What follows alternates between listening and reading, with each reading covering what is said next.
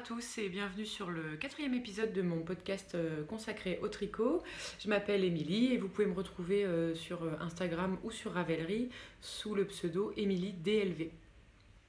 J'espère que vous allez bien, que vous avez passé un joli mois de novembre. Le mien est un peu spécial parce que j'ai en fait passé un entretien et obtenu un poste à Lyon. Donc là, sachant que j'habite maintenant à Paris, donc on va déménager sur Lyon début 2019. Voilà, ça faisait un petit moment qu'on en parlait et puis là c'est un peu arrivé comme ça. Donc on est très contents. Les prochains mois vont être un petit peu particuliers, mais on a hâte d'aller voir ce qui se passe à Lyon. Sinon, voilà, c'était un mois de novembre pluvieux. Donc, qui dit pluie dit rester à l'intérieur. Qui dit rester à l'intérieur dit tricoter. Donc, j'ai vraiment beaucoup tricoté pendant le mois de novembre. En plus, il y avait les demi-finales et la finale de Knitich. Donc, c'est vrai que ça m'a aussi motivée à tricoter le plus possible de mètres pour faire gagner l'équipe. Et puis, donc voilà, donc j'ai 2 projets terminés à vous montrer et aussi 3 en cours. Parce que je me suis aussi rendu compte fin novembre qu'on était à un mois de Noël et que j'avais toujours pas commencé mes cadeaux. Donc je me suis fait un petit coup de panique. Je me suis dit mais j'avais prévu de faire des cadeaux et tout ça, j'en avais prévu 3, donc j'ai prévu de faire 3 cadeaux tricotés à Noël et j'avais toujours rien commencé fin novembre. Donc là j'ai monté des projets pour les cadeaux. Voilà, donc j'ai pas mal de choses à vous montrer aujourd'hui. Il fait un temps horrible, j'ai rajouté de la lumière mais elle a plus énormément de batterie, donc j'espère que ça va tenir jusqu'au bout. Je vais essayer de me dépêcher au maximum. Donc on va commencer tout de suite avec les projets terminés. Alors mon tout premier projet terminé, c'est celui que je porte actuellement, c'est le pull Alocasia de Marie-Amélie Design que j'ai tricoté avec les laines de chez Arco Iris Yarn, les laines de Ludivine. Donc c'est sa base Dr. Wool 100% Merino Superwash et la couleur c'est fourche longue. C'est un vert vraiment magnifique. Alors je vous l'avais déjà présenté un petit peu ce pull puisque j'étais en train de le tricoter au dernier épisode du podcast. Là je l'ai terminé assez récemment, je l'ai terminé en tout début de semaine, j'ai bloqué là avant-hier, donc je le porte pour la première fois aujourd'hui en fait. Donc c'est un pull top-down, un peu chauve-souris boxy, avec donc un col en V devant et hop, je vais vous montrer un col en V aussi derrière. Et la particularité de ce pull, c'est d'avoir un motif, en fait, un système de pointes texturées motif tout le long de l'encolure, en fait, qui démarre derrière et puis qui fait toute l'encolure en V. Et puis en fait, qui vient au milieu pour être fait sur toute la longueur du pull sur le devant. Hop, je vais vous montrer comme ça. Voilà. Il a aussi des fausses coutures sur les côtés qui reprennent en fait en partie le motif central. Et donc voilà, ça lui fait des jolies finitions. Hop. Alors ce pull, j'ai adoré le tricoter et je trouve le résultat final vraiment hyper joli. C'est un pull que je vous avais dit la dernière fois que c'est pas un pull que j'avais vraiment sur lequel j'avais vraiment flashé dès que je l'ai vu. Mais en voyant certaines versions sur internet, où là je me suis dit ah oui tiens, il y aurait peut-être possibilité de faire quelque chose. Et donc en fait ce que j'ai fait c'est que en fait pour moi le modèle présenté par Marie-Amélie était un peu trop cintré. Et là moi donc je l'ai fait avec une ampleur, en tout cas une aisance positive au niveau du corps un peu plus grande que ce qu'elle préconise. Et puis je l'ai fait aussi un peu plus long, parce que le sien s'arrête à la taille normale, mais moi je l'ai fait encore un peu plus long, il descend de 5 ou 6 cm après la taille. Et voilà, donc en fait moi c'est un pull que j'aime beaucoup, je suis vraiment ravie du résultat au final. Je l'aime parce que je le trouve joli déjà de base au niveau du design. Je trouve que le double col V, que ce soit devant ou derrière, ça le rend vraiment élégant avec ce motif. Et puis ça a été aussi un pull qui a été vraiment agréable à tricoter parce qu'on s'ennuie assez rarement. Et puis il y a ce motif central en fait qui permet, quand on fait le corps en rond, de pas s'ennuyer à faire que du jersey en droit. Enfin, en fait, le fait qu'il y ait ce motif au milieu et puis les motifs sur les côtés au niveau des fausses coutures, bah, ça permet de jalonner chaque rang en fait, qu'on fait. Et voilà, on a l'impression d'avancer tout le long du corps. J'ai pas énormément modifié ce patron parce que je le trouve vraiment très joli, comme je vous disais. J'ai fait une modification donc, au niveau de la taille, c'est-à-dire que je l'ai fait plus long que ce qui était prévu, et aussi au niveau des manches, puisque je vous l'avais déjà dit la dernière fois, j'ai pas remonté le nombre de mailles que elle préconisait dans son patron, j'en ai pris plus. J'ai regardé d'ailleurs, je pense que j'en avais une grosse dizaine de plus. Et en fait, je suis contente d'avoir fait ça parce que elles sont déjà assez fitées, les manches. Et je pense qu'avec 10 mailles de moins à ce niveau-là, là, au niveau de l'emmanchure, ça serait peut-être un peu serré pour moi. Donc je suis bien contente d'avoir fait comme ça. Sachant qu'elle, en plus, tout le long en fait, du patron, normalement, les manches, elles continuent à être resserrées tout le long du bras pour que ça reste bien cintré sur le bras. Moi, assez rapidement, après avoir fini les diminutions, j'ai continué tout droit. Et donc j'ai des manches qui sont moins serrées que sur le patron. Par contre, arrivé tout en bas, j'ai fait des diminutions en fait juste avant les côtes, donc j'ai diminué beaucoup de mailles, je pense 1 sur 4 à peu près. Enfin, je faisais une diminution toutes les 4 mailles à peu près, et pour avoir un poignet un peu plus serré qui tienne bien sur la main, puis ça lui donne un petit côté bouffant aux manches que j'aime beaucoup. Voilà, c'est mes seules modifications. Au niveau des finitions, donc de toute façon, le patron propose de faire un rabattage tubulaire, que ce soit sur les manches ou sur le corps. Le rabattage tubulaire des 300 quelques mailles, c'est long, vraiment long, mais je vous l'avais déjà dit la dernière fois, j'ai une passion pour le rabattage tubulaire, je trouve que ça finit vraiment le pull.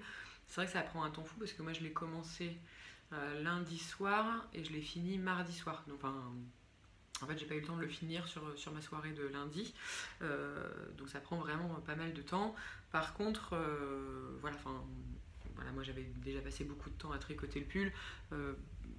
Passer un peu plus de temps à faire la finition sur le coup, c'est un peu la plaie. Mais en même temps, ça lui donne des finitions vraiment sympas et ça permet de pas c'est pas que ça gâche, mais ça permet vraiment de le finir complètement jusqu'au bout, en tout cas avec soin. Et donc, je me suis dit que je pouvais quand même passer un peu de temps à faire ce rabattage, même si on n'en voit pas le bout. Au début, on se dit, oh, mon Dieu, mais en plus, pour faire un rabattage tubulaire, moi j'utilise la méthode qui est dans le tutoriel de Knit Spirit. Donc en fait, on tricote d'abord les rangs en tricotant qu'une maille sur deux, puis ensuite on fait un rang avec l'autre maille sur deux qu'on n'a pas tricoté au rang d'avant. Et ensuite, en fait, on les met sur des aiguilles différentes et on va faire un grafting en fait entre les mailles qui sont l'envers et les mailles qui sont l'endroit. Et en fait, pour pouvoir faire l'intégralité du pull, il faut je crois que c'est 4 fois à peu près la taille complète pour avoir assez de laine pour faire le rabattage tubulaire. Et donc en fait le truc c'est que pendant toute la première moitié du rabattage, on a des mètres et des mètres de fil, il faut éviter que ça s'en mêle, etc. Il faut les faire passer dans les mailles une par une, donc bon, c'est un peu pénible, mais bon, voilà, ça se fait, en plus ça en vaut vraiment la peine. Donc c'est comme ça que j'ai fait. La laine, je vous avais déjà dit à quel point j'avais aimé cette laine quand je l'avais encore en écheveau. Quand j'avais commencé à tricoter aussi le pull, je l'avais trouvé vraiment agréable. Et puis là, donc le pull, je l'ai passé au lavage, je l'ai bloqué un petit peu, je ne l'ai pas vraiment bloqué, mais pour en faire en sorte qu'il reste bien en forme, etc. Et la laine a pris un peu de drapé. Et c'est hyper agréable à porter, c'est très très doux, les mailles elles sont très nettes. Je vais essayer de vous montrer, hop, je sais pas si vous allez voir, vous voyez, les mailles elles sont très très régulières, ça fait un effet, un fini vraiment joli. Donc je suis très très contente de cette laine. J'avais 4 écheveaux, donc j'avais 1600 mètres. Et je les ai utilisés quasiment jusqu'au bout, puisqu'il me reste que ça, donc il me reste même pas 20 grammes, je crois, de cette de ce dernier écheveau. Donc il m'a mangé pas mal de laine. Après j'ai fait des manches plus larges et un peu plus longues, et j'ai fait aussi un corps de pull beaucoup plus long, donc c'est pour ça que ça m'a utilisé plus de laine que ce qui était prévu à la base. Mais c'est vrai que d'habitude quand je fais un pull, j'ai toujours besoin de 4 écheveaux quoi qu'il arrive, puisque de toute façon comme je vous disais la dernière fois, je fais 1m80, donc les pulls il faut que je les grandisse un peu de 5 ou 6 cm en général par rapport à ce qui est donné dans les patrons. Et donc ça m'utilise quand même pas mal de laine en plus. Et donc en général j'utilise environ 4 écheveaux. Enfin, j'ai besoin d'au moins 4 écheveaux, mais il m'en reste 50 grammes à peu près dans le dernier. Là il m'en reste beaucoup moins.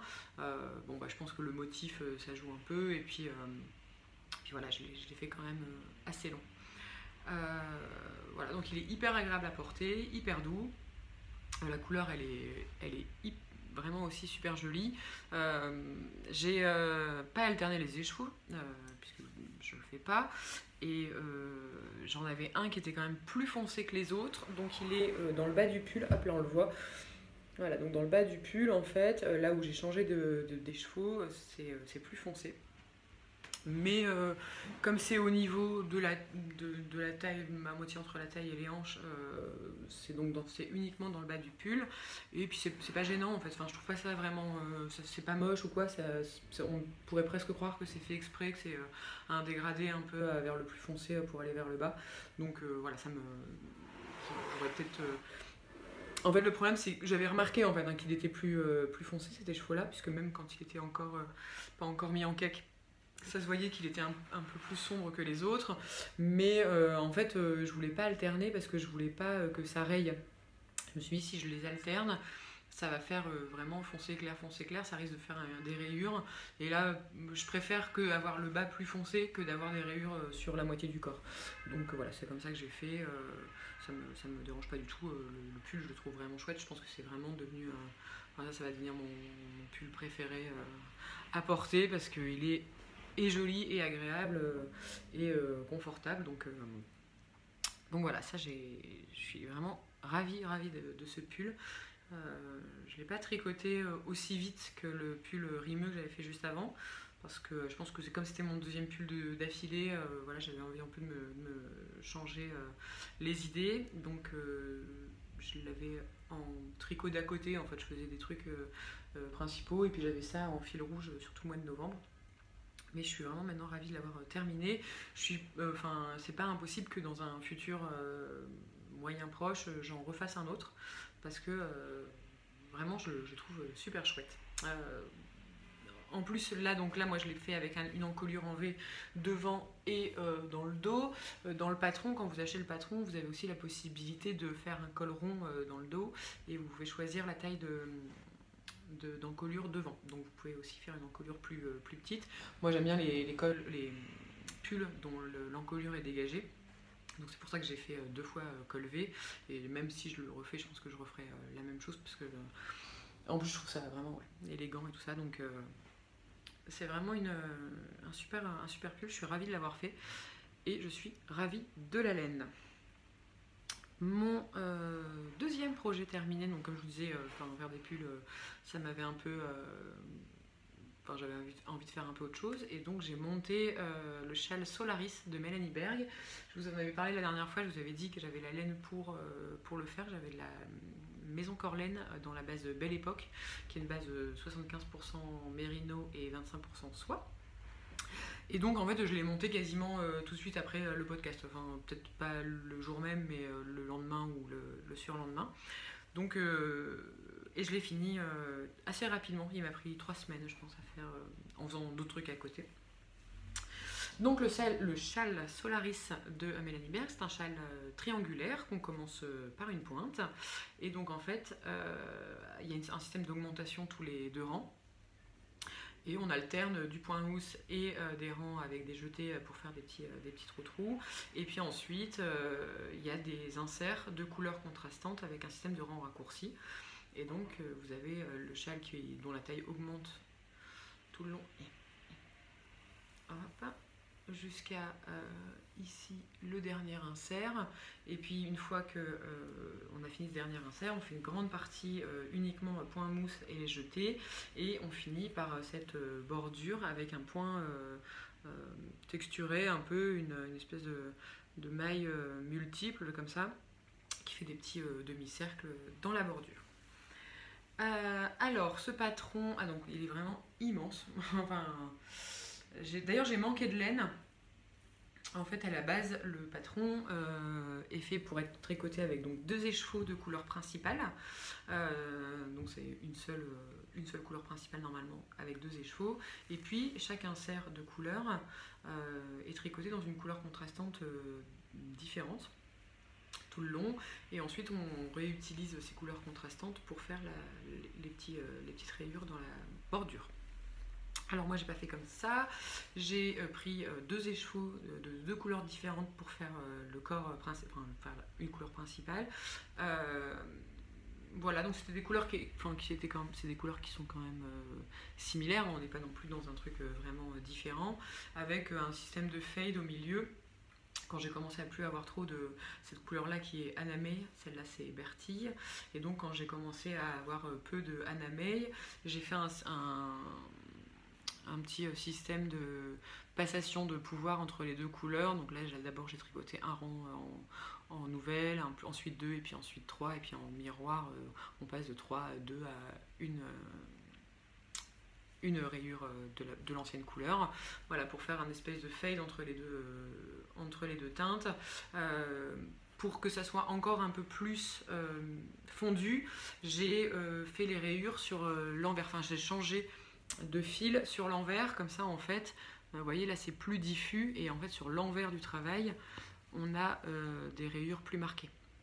Voilà, donc moi j'ai fait en sorte que ça soit de ce côté là que le changement de fil se fasse, et ça me permet aussi de ne pas avoir des trop grosses rayures qui auraient pu être un peu, ça aurait un peu gêné la lecture du motif avec les rayures et les inserts de couleurs contrastantes. Voilà. Donc Anna May jusqu'ici, ensuite Bertille, et Bertille jusqu'au bout, et arrivé à la fin de cette grande partie point mousse et jeté, je me suis bien rendu compte que j'aurais pas du tout assez de laine pour faire la bordure, parce que normalement en fait là ce qui est en violet dans cette bordure c'est en couleur principale dans le patron, et ce sont les couleurs contrastantes qui viennent faire les rayures. Donc moi j'ai fait l'inverse, comme j'avais plus assez de laine de ma couleur principale mais qu'il m'en restait beaucoup en couleur violette, donc j'ai fait l'inverse, j'ai pris la violette pour faire la couleur principale de la bordure, et j'ai fait les rayures, donc les rayures du milieu sont faites avec les 2 couleurs du châle, c'est-à-dire là ici c'est de l'Anna May et ici là c'est de la Bertille et là c'est de l'Anna May, et puis les trois rayures qui enserrent cette partie là, je les ai faites avec le reste de mon bonnet Constellate, en fait le poudré, donc c'est Merino Cachemire soie, et c'est celle de mon Chip Shop, voilà, dans la couleur poudrée. Comme il m'en restait et qu'on était quand même dans les mêmes teintes, je m'en suis servi, et puis en plus j'étais dans des bases similaires en plus, donc c'était parfait. Donc je m'en suis servi pour faire la bordure et que ça permette de la finir, parce que sinon j'aurais pas eu assez de laine. Si j'ai pas eu assez de laine, c'est en partie parce que je l'ai tricoté avec des aiguilles 3,75, alors que le patron, sur le patron c'est dit qu'il faut tricoter le châle en 3,5, et moi je l'ai fait en 3,75 parce que je préfère sur les châles, je préfère la fabrique que ça fait sur les châles, j'aime bien quand il drape, surtout que là il y avait de la soie dedans, donc c'est pour ça qu'il est aussi un peu transparent, on voit un peu à travers, parce qu'il est tricoté en 3,75. Et aussi parce que tout le long du châle, j'ai ajouté une bordure en I-cord, parce que en fait moi quand je porte les châles, les bordures en point mousse ça me fait un peu mal, comme c'est un peu tendu, ça me gêne un peu sur le cou, et donc j'ai choisi de faire une bordure I-cord pour assouplir un peu la bordure. Donc ce que j'ai fait en fait, c'est que sur le montage de mailles, alors il demande je sais plus, je vais vous dire une bêtise, mais en gros, je sais pas, on doit monter 10 mailles pour commencer le châle. Ben moi j'en ai monté 13. Et en fait, à chaque fin de rang en droit, ces 3 dernières mailles, je les tricote pas, je les passe sur l'aiguille droite. Et en fait, quand je retourne le travail, je les tricote à l'envers avant de commencer mon rang normalement. Ça me permet d'avoir une I-cord tout le long. Donc j'ai commencé comme ça. Je me suis rendu compte que c'était encore un peu serré. Je trouvais que ça était un peu serré l'I-cord. Et donc à partir de ce moment-là, je me suis... en fait, ce que je fais, c'est que j'ai tricote à l'envers 2 fois les mailles. Donc je tricote 3 mailles à l'envers. Je les remets sur l'aiguille gauche. Je les retricote à l'envers. Et là, je recommence mon patron normalement. Donc, je les tricote 2 fois. Ça fait qu'on a une bordure qui est plus souple en fait, les mailles sont moins tirées les unes sur les autres et donc ça me permet d'avoir tout le long du châle cette I-cord de 3 mailles qui assouplit un peu la bordure et qui permet, en tout cas pour moi, d'être plus agréable à porter. Il est en train de tomber mais une saucée de fou. J'espère que les gens qui sont dehors sont à l'abri et qu'on va me voir parce que du coup avec la lumière ça aide pas, mais il pleut vraiment beaucoup. Bref, donc le châle Solaris avec sa bordure en I-cord et ses laines Maison Corlaine. Moi j'adorais tricoter cette laine, elle est vraiment hyper douce et soyeuse et elle brille vraiment beaucoup. Donc c'est très agréable à tricoter, c'est aussi très agréable autour du cou à porter. Je vais vous montrer un peu parce que porter un châle aussi, il faut réussir à le porter comme il faut pour que ce soit joli. Donc je le porte parce que moi je peux faire 2 tours en fait, même comme il est très long, je peux faire 2 tours avec et donc en fait en général je le porte comme ça, hop, bon, pas à peu près exactement parce que là c'est pas terrible, attendez, hop. Voilà.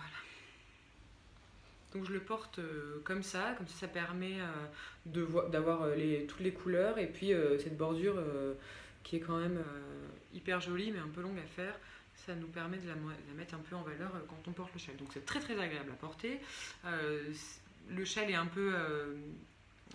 enfin, les mailles sont un peu déjaugées puisque je le tricote en 3,75, mais du coup ça me permet de pouvoir faire 2 tours de cou et donc ça me tient chaud quand même, ça laisse pas passer l'air ou quoi. Donc c'est vraiment bien. Voilà, je m'en mets là dans mon châle. Hop. Qu'est-ce que je voulais dire d'autre? Ah oui, alors à tricoter. Donc c'est un châle triangulaire où on commence avec très peu de mailles et puis on augmente le nombre de mailles au fur et à mesure jusqu'à arriver à cette bordure où on a plus de 200 mailles à peu près. Je sais plus exactement combien, mais voilà. Donc bon, c'est agréable à tricoter parce qu'il y a les inserts de couleurs qui viennent rythmer un petit peu tout le long là, le tricot. Après il y a cette grande partie point mousse et jeté qui est assez longue. À la fin je commençais un petit peu à me dire bon bah vivement qu'on arrive à la bordure. Et en fait quand je suis arrivée à la bordure je me suis dit bon bah en fait je préférais quand je faisais du point mousse parce que c'est hyper long à faire la bordure. Enfin en tout cas moi j'ai trouvé ça hyper long à faire. Pas parce que c'est difficile, hein, c'est pas vraiment compliqué à faire. Il y a quelques petits moments, voilà, mais c'est pas non plus infaisable. Mais par contre, c'est hyper long parce qu'il y en a.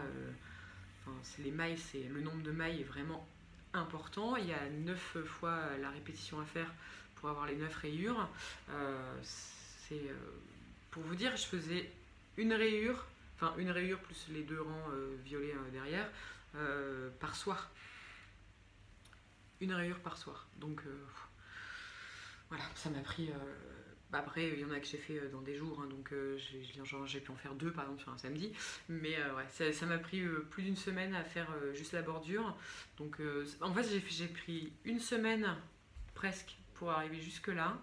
Ensuite, ça m'a pris 1 semaine pour faire ça. Et ensuite, ça m'a pris 1 semaine pour faire la bordure. Donc en fait, plus ça allait, plus. Évidemment plus le nombre de mailles était important, mais du coup plus ça allait, plus je mettais du temps à faire les sections. Mais par contre ça en vaut le coup parce que le châle il est hyper joli. Je trouve que l'effet est très sympa entre les rayures et puis la bordure. Je trouve que ça rend vraiment bien. Et puis avec la laine c'est vraiment parfait. Voilà, donc ça c'est mon 2e projet terminé. Châle Solaris, j'en suis ravie. Je vous invite à aller voir d'ailleurs des versions avec des couleurs contrastantes, différentes, etc. dans les versions un peu originales du patron, parce que il y en a parmi lesquelles j'aurais pu m'inspirer. Après moi j'ai un peu du mal quand il y a trop de couleurs et tout ça, mais il y en a qui sont vraiment jolies, notamment avec des dégradés en fait de couleurs contrastantes. Ça rend super bien. Et j'en ai vu un, je sais plus qui, mais qui a fait un travail de sein, puisque le corps, la couleur principale du châle est noire, donc ça doit pas être évident à faire, mais par contre avec les inserts de couleurs un peu vifs dedans, c'est hyper joli.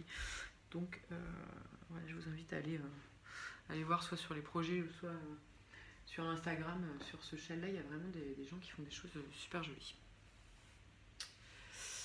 Voilà, donc ça c'était mes deux projets terminés.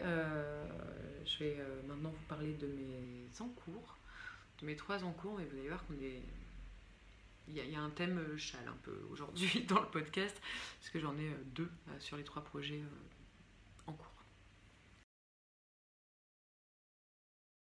Alors je vais vous montrer d'abord celui qui est le plus avancé. Donc c'est un châle que je fais pour ma maman, pour Noël. Donc, attendez, j'ai perdu ma laine. L'année dernière, je lui avais déjà offert un châle à Noël, mais c'était un châle en fingering de printemps, un peu de mi-saison. Et bon, comme elle vit quand même à la montagne, un peu dans la montagne, je me suis dit quand même je pourrais lui faire un châle un peu plus épais. Et donc, je lui fais le châle Hoarfrost de Andrea Mori, qui est un châle en worsted. Et donc je lui fais avec de la Malabrigo Rios, qui est une laine 100% mérino retordue, qui a 192 mètres au 100 grammes. Et donc je lui ai pris la couleur Plomo, donc c'est un gris mauve un peu, ça va entre le gris et le mauve. Hyper joli, ça peut aller jusqu'au très foncé comme à des parties vraiment claires. Voilà, et donc je lui fais ce châle qui est déjà pas mal avancé. Hop.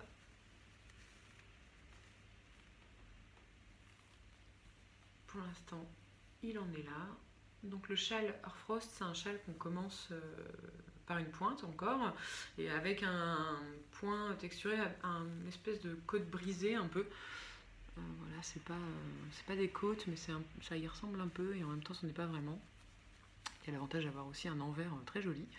Et donc c'est cette alternance de côtes un peu brisée pendant toute une partie du corps du châle. Et puis enfin, une fois qu'on a fini, on arrive ici, et là il y a une partie en dentelle. Je vais essayer de vous montrer la dentelle à quoi elle ressemble. Ah, voilà. Hop, une partie en dentelle, un peu de feuillage sur toute la bordure du châle. Donc là j'en suis là, je pense qu'il y a 11 motifs, et moi j'en ai fait 4. Ouais, 1, 2, 3, 4. Et il y en a 11, donc il me reste 7 à faire. C'est une dentelle qui est assez facile à faire. Les rangs commencent à être un peu plus longs là maintenant, et c'est une dentelle qui est vraiment facile à faire, parce qu'en plus comme le motif c'est le même, en fait, voilà, c'est un motif qui est sur 8 rangs, et ensuite on l'alterne juste en fait dans le châle. Mais donc en fait c'est un motif déjà qui se retient très très vite, et puis surtout on se rend vite compte si on est en train de se tromper ou pas. Comme on fait les jetés par-dessus les uns les autres et tout ça, si on est décalé on le voit tout de suite. Si, vous voyez sur la maille centrale dans le motif, si elle est décalée on la voit vraiment tout de suite. Donc moi je me suis pas encore replantée par exemple sur cette dentelle, ou alors quand je me suis plantée, c'était vrai, je m'en suis rendu compte au bout de 10 ou 12 mailles, et j'avais vraiment pas beaucoup à revenir en arrière. Donc c'est assez facile à faire. Et puis surtout, moi ça fait depuis cet été presque que je tricote que de la laine fingering. Là passer sur de la worsted avec des aiguilles 5 mm, j'ai l'impression que le châle il vole sur mes aiguilles, enfin, ça va hyper vite. Là la partie corps, ça m'a pris genre 1 semaine pour le faire, tellement ça allait vraiment vite quoi. Et là j'en suis donc à 7 écheveaux, j'en suis là, il me reste ça de mon 3e écheveau, donc il y en a normalement 4 et demi pour faire le châle, et j'en suis déjà à plus de la moitié en fait du châle, donc je suis Je suis vraiment contente, ça va vite, d'autant plus que comme c'est un cadeau de Noël et que je m'y suis pris au dernier moment, j'ai pas non plus 1 million d'années pour le faire. Là, le châle que je lui ai fait l'année dernière, par exemple, je suis pas sûre que j'aurais eu le temps de le faire entre maintenant et Noël. Donc les envies que j'avais de cadeaux rejoignent aussi le fait que mon timing est un peu serré. Donc c'est chouette. Et puis bon, la laine elle est super. Moi la Malabrigorios je l'avais déjà tricotée pour d'autres projets et je la trouve vraiment chouette. Cette laine elle est vraiment agréable à tricoter et à porter. Et puis en plus elle n'est pas excessivement chère. Enfin, on peut la trouver sur internet à 11 € les chevaux à peu près. Donc ça permet quand même de faire le châle. Il va me coûter un peu moins de 60 € je pense. Bon, c'est un cadeau pour ma mère, donc voilà. Mais voilà, ça permet de faire quand même un gros châle en grosse laine, et agréable à porter, et avec des couleurs vraiment jolies, sans non plus dépenser une fortune. Donc je pense pas que j'aurai l'occasion de vous le remontrer, en tout cas de vous montrer terminé, puisque je pense que je vais l'offrir à ma mère et que j'aurai... Enfin, c'est pas que je pense que je vais l'offrir à ma mère, mais du coup je pense pas que j'aurai le temps de retourner à un podcast d'ici Noël, donc c'est possible que j'ai jamais eu l'occasion de vous le montrer en vrai. Je vous le prendrai en photo, puis je vous en reparlerai la semaine prochaine, au prochain podcast, si jamais j'ai pas l'occasion de vous le montrer, j'essaierai de le prendre en photo avant de le donner à ma mère, ou après d'ailleurs. Voilà, mais le châle à Frost, il est vraiment sympa à tricoter, hein. Je suis vraiment ravie de ce patron. Je trouve... il faut aimer le point texturé, tout ça, parce que c'est pas des grands rangs de mailles endroit, ou des grands... il y a aussi des rangs de mailles envers sur la dentelle, mais c'est pas des grands rangs de points mousse et choses comme ça. Il y a de la texture tout le long, il y a des jeux, sur la dentelle, etc. Forcément, il y a des jetés, tout ça, mais même là, c'est des mailles envers, des mailles endroit alternées. Donc, il faut aimer le faire, mais je trouvais ça vraiment sympa. Et en effet, vous voyez, l'endroit est hyper joli, mais l'envers se défend aussi. Je veux dire, comme c'est un châle et qu'on le porte des fois pas toujours hyper bien mis, l'envers reste montrable sans problème. Je trouve vraiment joli. Donc, voilà pour le châle Harfrost pour ma maman. Il me reste donc 2 écheveaux que j'ai pas encore mis en cake, et j'en ai un qui est vachement plus foncé que les autres, mais ils sont du même bain, mais ils ne devaient pas être exactement au même endroit dans la casserole, parce que vous voyez, ça va, ça suit le reste, et celui d'à côté, vous voyez, les couleurs elles sont vraiment différentes, je trouve. Donc je vais le mettre à la fin. Je pense que dans la dentelle ça ne verra pas trop, peut-être que même ça fera un effet, mais donc voilà, il va falloir que je... C'est quand même pas exactement la même couleur. Mais bon, dans un châle, c'est pas très grave. Donc, voilà, ça c'était mon premier en cours. Mon deuxième, c'est encore un cadeau de Noël. Ce coup-ci, c'est un bonnet. Et c'est le bonnet Oslo Hat de Petite Knit, qui est un bonnet qui a pas mal été... Enfin, moi je l'ai pas mal vu, en tout cas sur Instagram, notamment dernièrement. C'est un bonnet tout simple en jersey. Alors... Moi j'ai pas grand chose pour l'instant, parce que j'ai fait que le... Je suis en train de faire le bandeau là. Ah, je m'en sors pas. Voilà. Hop. Donc pour l'instant ce n'est qu'un tube de jersey. Et en fait c'est un bonnet qui est vraiment sympa. Il est tout simple, il est vraiment qu'en jersey, mais en fait il est construit de façon à ce que, en fait, comme on replie le bandeau pour faire une épaisseur, pour que ça tienne chaud à la tête, mais c'est la partie endroit du jersey qui sera montrée, c'est pas l'envers comme on le replie. Donc ça c'est vraiment pas mal. Ce qui m'a plu dans ce bonnet, ce grand bandeau en jersey là, je trouvais ça vraiment chouette, et puis ça avait l'air de tenir chaud. Et donc là j'ai monté les mailles hier, et j'ai fait ça. Voilà, donc c'est du jersey en rond, ça va assez vite. Je le tricote avec les laines qui sont celles du patron, donc avec la laine qui est celle du patron. C'est la Arouetta classique, donc c'est 80% laine vierge et 20% nylon. Et en fait c'est un fil qui est tenu en double, tricoté sur des 3,5. Donc moi normalement 3,5 c'est ce que j'utilise, 3,5 c'est ce que j'utilise pour tricoter de la figurine en simple. Et là c'est de la figurine tricoté en double sur ces aiguilles là, donc ça fait une fabrique vraiment, un tissu vraiment dense. Après c'est pour que le bonnet se tienne et puis qu'il tienne chaud quoi, donc ça donne vraiment un effet différent de d'habitude, c'est vraiment beaucoup plus dense et ça définit aussi vraiment beaucoup les mailles je trouve. Donc j'ai pris cette laine là. Je suis agréablement surprise par cette laine. Je l'avais déjà vue en magasin, mais je m'étais pas attardée plus longtemps que ça dessus. Et en fait, déjà elle est très agréable. Elle est vraiment douce. Et puis bon là, comme en plus c'est pour mettre sur la tête, ça devrait pas, c'est pas piquant ou quoi. Et puis en plus, j'ai un écheveau qui est pas ouvert. Je vais vous montrer. D'ailleurs, j'ai chopé ce joli petit sac à projet à la boutique Lille Weasel. Donc je me suis je me suis dépêchée de mettre mon petit bonnet dedans.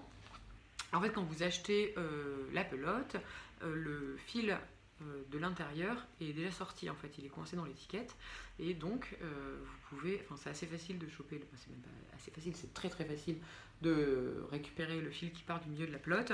Et donc là, moi, c'est ce que j'ai fait pour les pelotes que j'ai entamées. Et j'ai pas du tout eu de nœud ou quoi, c'est très pratique, notamment là en plus qu'on tricote en double, qu'on tient la laine en double, on n'a pas envie d'avoir les pelotes qui se promènent ou qui s'en mêlent, et là en fait comme elles sont plates et que le fil est tiré par le milieu, il suffit de les poser puis on tire le fil, ça ne bouge pas, c'est vraiment très pratique, voilà. C'est toujours ça de gagner, donc je suis vraiment contente de cette laine. Le bonnet, c'est un bonnet gris en jersey, donc il sort pas. Après, comme c'est pour un cadeau, et je voulais pas faire un truc trop excentrique. Là, au moins, je suis sûre que bonnet gris, ça devrait plaire. Je pense que je vais en faire. En fait, j'ai un troisième cadeau à tricoter pour Noël, et je pense que je vais faire un deuxième bonnet Oslo pour mon beau papa, que je ferai dans une autre couleur, plutôt un vert, je pense vert marron, quelque chose comme ça. En plus, comme on tricote en double, c'est aussi possible de prendre deux fils qui ne soient pas de la même couleur, comme ça pourra faire un effet chiné. Je ferai peut-être ça pour le deuxième, je lui ferai peut-être un bonnet avec peut-être une laine gris foncé, une laine verte ou quelque chose comme ça. Attendez, j'ai perdu ma pelote. Donc je verrai, mais voilà, j'ai pas encore. En fait, j'ai cherché des versions avec des couleurs différentes utilisées pour les fils. J'en ai pas encore, j'en ai pas trouvé comme ça de ce que j'ai cherché. J'aimerais bien voir ce que ça donne avant de le faire moi, mais bon, je me dis que ça fera un effet chiné sympa sûrement. Donc voilà, ça sera aussi un cadeau de Noël. Je pense que c'est aussi un projet fini donc que je pourrais pas vous montrer, mais que je vous mettrai une photo la prochaine fois. Si j'arrive à les faire avant Noël. Oui. De toute façon, si, il faut que je le finisse avant Noël, mais c'est vrai que du coup, il faut que je fasse 2 fois le même bonnet. Plus, il faut que je finisse le châle, donc... Ouais, j'ai pas tellement le choix, en fait. Mon dernier en cours... Je sais pas où je l'ai... Ah si. Là, pour le coup, c'est un tricot pour moi, et c'est encore un châle, de Mélanie Berg. C'est un châle que je tricote... Attendez, parce que c'est tout emmêlé. Que je tricote en laine biscotte, la base Bissoc, donc c'est nylon, mérino nylon. Je me rappelle plus la proportion de nylon, mais ça doit être entre 15 et 20%. Acajou ou acacia, je me rappelle jamais, mais je pense que c'est acajou, je pense. Bon, acajou ou acacia. Et épices indiennes, donc sont 2 fois la même base Bissoc, celle-ci en couleur solide et puis celle-ci en laine à speckles, parce que vous voyez ça va du rose du blanc au rose avec des speckles marron et rose un peu plus soutenu, voire jusqu'à noir dedans. Et je les utilise pour tricoter le châle Rain Shadow de Mélanie Berg. Donc, comme je suis un peu monomaniaque, c'est un châle triangulaire qui se commence par une pointe et qu'on a grandi tous les 2 rangs. Donc c'est un châle qui fait une alternance de points mousse et de dentelle. Cette petite dentelle qu'on vient faire d'abord en couleur principale et puis ensuite en couleur contrastante. Voilà, hop, et puis donc on alterne des rangs de point mousse et puis cette rang de dentelle. Et à la toute fin du châle, c'est une grande bande de dentelle, uniquement en couleur contrastante. Voilà. Donc j'ai fait exactement la même chose que pour le Solaris, c'est-à-dire que j'ai rajouté une I-cord tout le long, un I-cord, une I-cord. Enfin, j'ai rajouté l'i-cord sur le côté avec un montage à la base pareil en i-cord et puis ah non mais je vous l'ai peut-être pas dit ça en fait pour que ça fasse joli au montage et pas commencer l'i-cord comme ça au milieu de nulle part un peu ce que j'ai fait c'est que j'ai fait un montage sur un i-cord donc j'ai tricoté un i-cord de 4 mailles j'en ai fait plusieurs rangs. Et puis ensuite, je suis venue récupérer les mailles tout le long pour faire un début, en fait, pour faire partir les mailles d'une i-cord. Et comme ça, elles se continuent ensuite tout le long du châle. Comme ça fait une finition jusqu'au bout jolie, quoi. Et puis, donc j'ai fait le même principe, hein, passer les mailles à la fin, les tricoter à l'envers 2 fois avant de commencer le rang. Jusqu'à... enfin, pas jusqu'à, mais voilà, pour faire cette bordure un peu plus souple. C'est un tricot sympa parce que les rangs de points mousse entre les différentes sections de dentelle, il n'y en a pas de trop, donc on n'a pas trop le temps de s'ennuyer. Après la dentelle, elle est pas évidente. En fait, elle est pas évidente dans le sens où on la tricote et à l'endroit et à l'envers. C'est-à-dire que en fait, il y a des choses de dentelle à faire sur l'endroit, mais il y a aussi des trucs à faire sur l'envers. Donc c'est vrai que c'est un peu puis il y a des trucs un peu genre 3 mailles à l'envers par le brin arrière ou des trucs comme ça, donc des trucs pour il faut un peu enfin c'est pas des trucs naturels quoi, mais par contre le rendu est super chouette, hop, même dans la couleur contrastante je trouve ça encore mieux, voilà. Mais c'est vrai que la partie où ça va être que de la dentelle à la fin, je pense que ça va pas être une partie de rigolade quoi, je pense que ça va être un peu compliqué, donc j'imagine que je pense que c'est pas un châle pour les premières dentelles en fait, je pense que c'est quand même, il faut avoir un peu d'expérience en dentelle pour pouvoir le faire, surtout que j'ai pas bien compris la logique, pourtant ça fait pas la première, enfin j'en ai déjà fait 4 hein, des bordures, des partie dentelle, j'ai pas encore bien compris comment le motif fonctionnait. Donc, enfin, j'arrive pas trop bien à me repérer encore si je suis bien ou si je suis pas bien pendant que je suis en train de faire. Par exemple, par rapport au Harfrost où je vous disais qu'on voit tout de suite si on se est planté ou pas, là je le vois pas tout de suite et d'ailleurs je m'étais plantée et j'ai dû défaire 4 rangs, je pense, de dentelle parce que je m'étais plantée à un endroit quoi. Enfin, je pense que je m'étais plantée. J'étais quasiment sûre de m'être plantée, donc j'ai défait puisque de toute façon j'avais perdu des mailles en revenant en arrière. Bref. Voilà, donc ça c'est un châle pour moi. Après, il n'est pas dans mon top 1 priorité des projets à avancer en ce moment, puisque j'ai d'abord des cadeaux de Noël à faire. Mais bon, je laisse quand même pas loin de moi pour faire un rang de temps en temps. Parce que bon, j'aime bien aussi tricoter pour moi. Et là, si je passe tout mon mois de décembre à tricoter des trucs que je vais offrir, je pense que je vais être un peu frustrée. Donc je pense que je vais quand même l'avancer quand même. Voilà, donc ça ce sont mes 3 en cours. Ben voilà, c'est tout, j'ai rien d'autre à vous dire à ces sujets-là. Je vous ai pas donné le nom de la couleur de la Arvetta, mais je pense que c'est parce qu'elle en a pas. C'est la couleur 955. Voilà, c'est gris moyen, je pense. C'est vraiment... c'est gris... gris quoi. Voilà, je vais vite vous parler de mes achats de laine. J'ai aussi acheté un livre, enfin j'ai reçu un livre en fait que j'avais acheté il y a quelques temps. Et j'ai acheté un peu de laine. J'en ai pas acheté trop. Enfin, si, parce que du coup j'en ai acheté pour faire le châle de ma mère et j'en ai acheté pour faire le bonnet aussi, mais j'ai pas acheté trop de laine pour moi. J'ai juste craqué une fois. Ça va.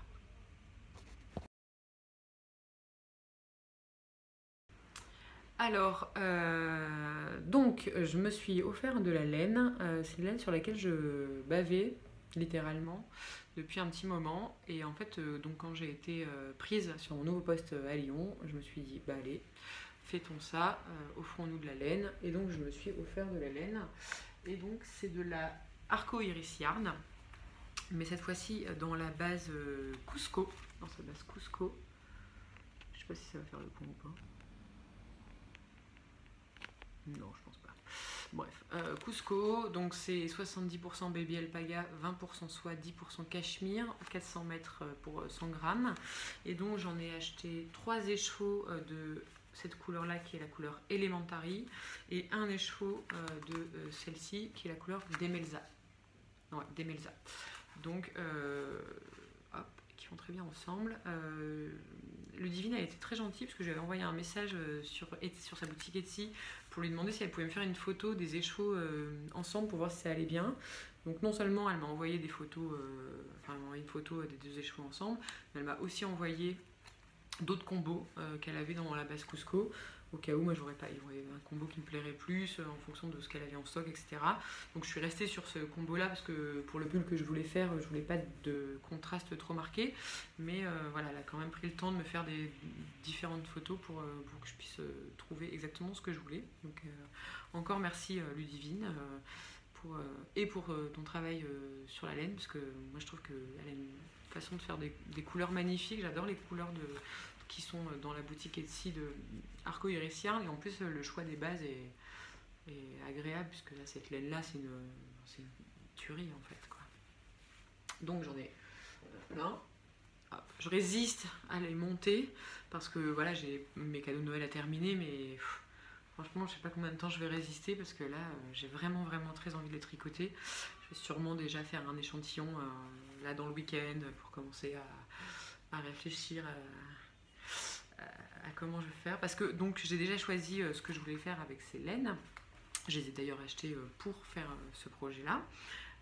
Donc c'est le Lattice or Braid de Ririko, qui s'appelle On Night Life aussi, je crois, sur Ravelry. Donc c'est un pull qui est colvé, un peu boxy, pas un peu boxy, et en fait qui est construit en fait sur les épaules, tout le long en fait des épaules et du bras.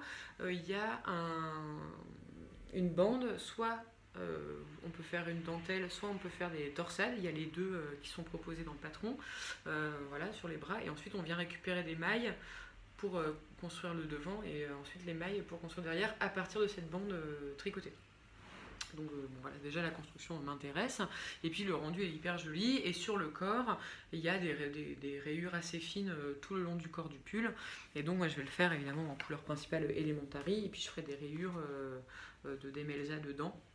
C'est aussi fort possible que je fasse le bas des manches et le bas du pull avec cette couleur là aussi, parce que quand je vois ce qui me reste de Dr. Wool sur ce pull là, et que je voudrais qu'il ait à peu près la même ampleur et la même longueur, j'en aurais pas assez de Elementary si je fais que des rayures en Demelza. Donc il y a des chances que j'en mette un peu plus, et notamment dans les bas de manches et les bas de pull, au cas où ce serait pas assez long. Voilà, donc ça c'est mon unique projet prévu, et donc mais j'ai vraiment, je pense qu'il va être monté assez rapidement. En plus là on va partir à Noël, on va aller voir notre famille, etc. donc en province, donc on va avoir pas mal de voitures à faire. Enfin on a un trajet de 4 heures, un trajet de 2 heures, plus un trajet de 4 heures, donc déjà il va y avoir ce temps de voiture. J'ai pas envie d'avoir la dentelle du Rain Shadow à faire dans la voiture, mais par contre faire un pull en rond, ça pourrait être bien. Donc voilà, je vais sûrement le monter quand même d'ici les vacances de Noël, je pense, au moins. Voilà, ça c'est mon seul projet sûr qui va arriver dans pas longtemps. J'ai quelques autres idées, et notamment je commence vraiment à me dire que j'aimerais vraiment avoir un pull tricoté avec une laine classique, et puis un fil de mohair à côté. Donc je suis en train de chercher le mohair parfait pour le pull.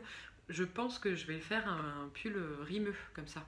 En fait, je pense que je vais refaire un pull rimeux, mais avec une laine tenue en double mohair et je sais pas, mérino ou alpaga ou peu importe.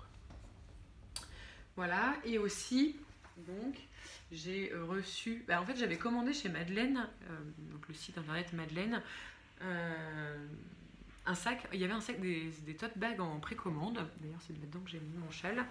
Et donc c'était un sac vice championne 2 points mousse, qui est très joli. Et comme je l'avais pris en précommande chez Madeleine, quand je l'ai précommandé, j'ai aussi acheté le livre de Patron Interprétation, le volume 5. Donc c'est de Rory Locatelli et Vera Valimaki qui sortent chaque année un livre de Patron sur lesquels elles ont collaboré. Et il y avait plusieurs patrons qui me plaisaient dedans, que j'avais vus. Et donc je me suis dit, bah tiens, je vais acheter le livre au passage. Et donc j'ai profité de commander chez Madeleine le sac pour prendre le livre en même temps. Donc je l'ai reçu là à la fin du mois. Il y a déjà le châle qu'elle porte en couverture. Ça, il est aussi dans mes prochains projets. J'ai vraiment envie de le faire.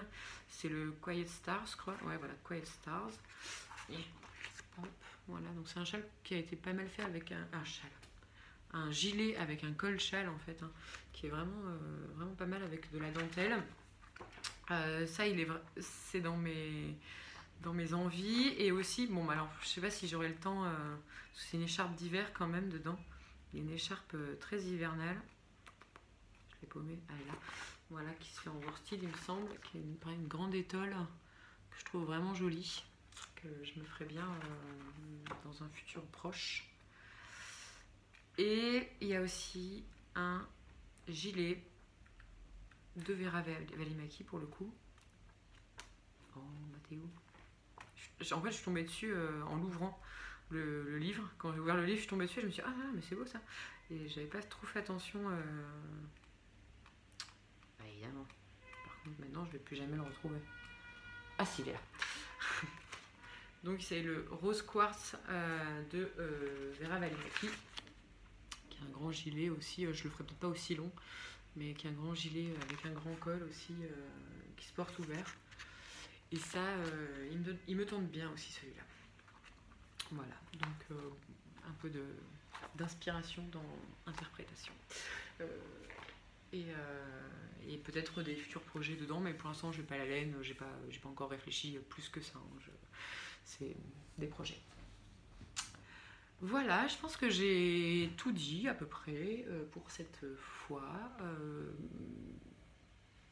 Je pense pas qu'on se reverra d'ici Noël, mais bon, il suffit que je le dise pour que je fasse un épisode avant les fêtes. Mais non, il y a quand même peu de chances que je puisse retourner un podcast d'ici 2019. Donc j'espère que vous passerez un bon mois de décembre, des bonnes fêtes de fin d'année, que vous aurez des vacances, que vous aurez de la neige si vous voulez de la neige, que vous aurez du soleil si vous préférez avoir du soleil, que on vous offrira plein de laine et que vous offrirez plein de cadeaux tricotés. Je vous retrouve sûrement en 2019, encore un peu à Paris et pour les dernières semaines à Paris. Et puis je vous dis à très bientôt.